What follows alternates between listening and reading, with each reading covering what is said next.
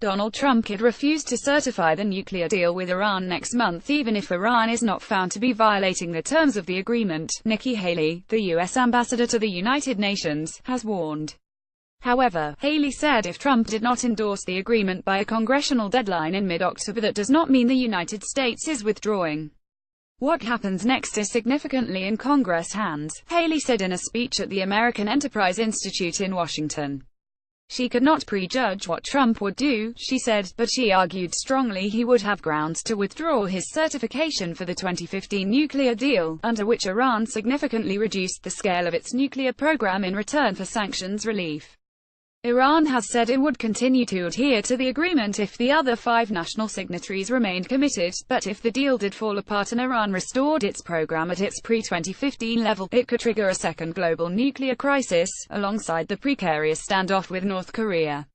A report by the International Atomic Energy Agency (IAEA) last week confirmed that Iran was keeping within the terms of the agreement, officially known as the Joint Comprehensive Program of Action (JCPOA).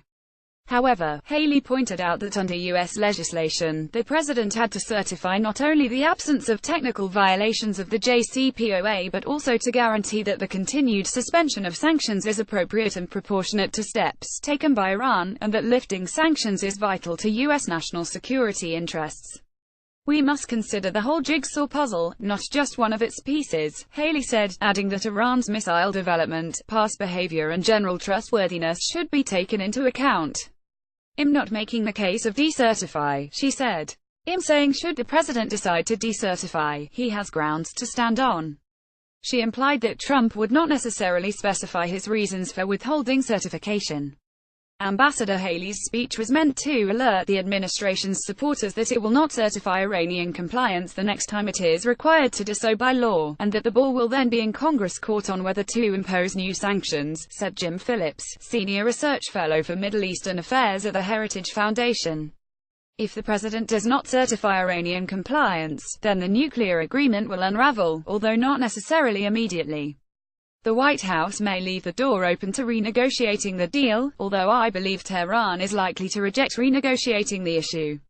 The ambassador, a former governor of South Carolina, has become the administration's main voice on Iran, North Korea and other key foreign policy issues. The Secretary of State, Rex Tillerson, has kept a low profile by comparison, amid persistent rumors he is unhappy in the role and could be replaced by Haley. If Trump does not certify the deal by the 15th of October deadline, he would, as in the case of the DACA legislation on child immigrants, put the ball in Congress' court on Iran policy.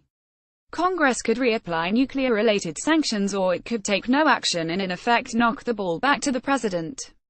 He would have to decide whether to continue to waive the imposition of sanctions by mid-December.